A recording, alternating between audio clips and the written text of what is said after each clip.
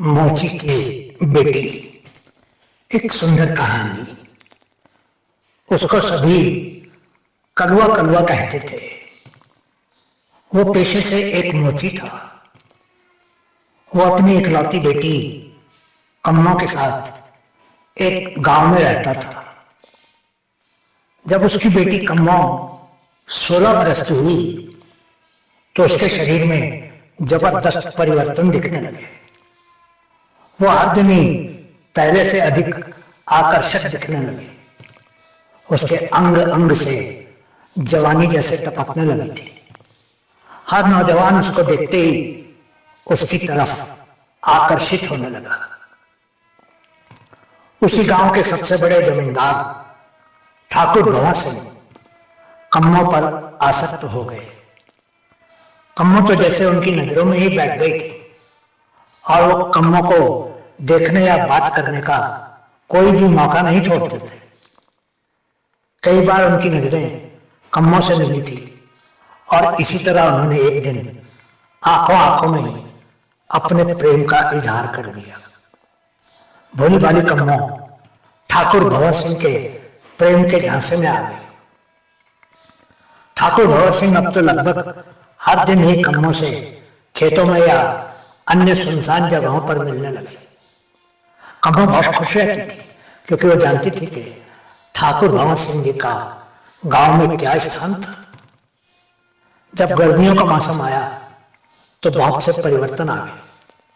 ठाकुर भंवर सिंह की पत्नी अपने बच्चों के साथ अपने मायके चली गई थी। अब तो ठाकुर भंवर सिंह जी को और भी खुली छूट मिल गई थी। एक दोपहर कम्मों किसी तरह हिम्मत करके ठाकुर भंवर सिंह के घर पहुंच गई। जब वो घर के अंदर आई, ठाकुर भंवर सिंह अपनी रसोई में कुछ कर रहे थे। कम्मों भी रसोई में ही चली गई। उसको इस तरह रसोई के अंदर आया देखकर ठाकुर भंवर सिंह को अच्छा नहीं लगा। ठाकुर ने कम्मों की तरफ लाल आंखों से देखते हुए गुस्से से कहा, कम्मों, तुम इस तरह से सीधी हमारी रसोई में क्यों चली आई हो? तुम जानते हो कि हम ठाकुर और तुम एक मोची की बेटी हो।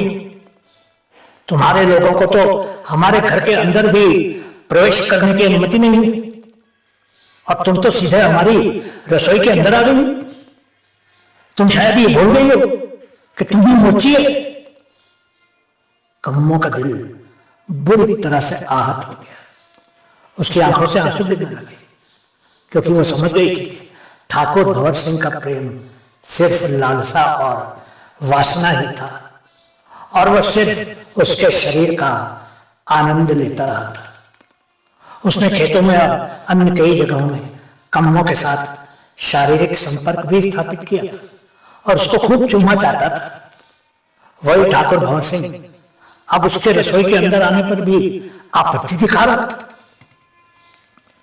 अपने गुस्से को जब वो काबू नहीं रख सकी तो उसने ठाकुर भंवर सिंह की तरफ देखते हुए कहा, ठाकुर साहब, मैंने सुना है कि आत्मा की कोई जाति नहीं होती। मैं मानती हूं कि मैं एक मोची की बेटी हूं, पर आप ये भूल गए कि आपने इस मोची की बेटी के शरीर को कई बार चूमा और चाटा है और उसको अपनी बाहों में लेकर होठों को चूमते हुए घंटों बिताए हैं। वैसे भी मेरे पिताजी मोती का धंधा करते हैं, मैं नहीं। आपका दिखावा ये दो चेहरों वाला चरित्र कब तक चलेगा? आप जैसे लोग अपनी ऊंची जाति का गुणगान करते रहते हैं, लेकिन जब भी मौका मिलता है मेरी जैसी दलित और नीची जाति की किसी न किसी लड़की के शरीर को भी प्यार करते रहते हैं। आप तो उस कुत्ते की तरह हैं जिसको घर में अच्छा खाना मिलता है पर वो फिर भी गली के किनारे के घर के बाहर सड़क पर पड़े खाने में भी मुंह मार लेता है। छुए तुम पर और तुम्हारी ठकुराई पर। हमारे घर में बहुत से जानवरों का चमड़ा पड़ा रहता है और हम लोग हर दिन ही उस चमड़े को छूते भी हैं, लेकिन अब मुझे लगने लगा है कि तुमको छूकर और तुमको चूमकर मैंने किसी बहुत ही गंदी चीज को गले लगाया था। तुम जैसे ठाकुरों और ऊंची जाति के लोग ही नीचे के लोगों को प्रयोग और उपभोग तो खुद करते हैं, लेकिन उनको ऊपर आने का कभी मौका नहीं देते हैं। ठाकुर भंवर सिंह देखते ही रहे और कम्मत दनदनाती हुई उसकी हवेली से बाहर निकल गई। दोस्तों, ये हमारी छोटी छोटी कहानियां अपने मित्रों के साथ भी शेयर किया कीजिए। हम आपके आभारी हैं।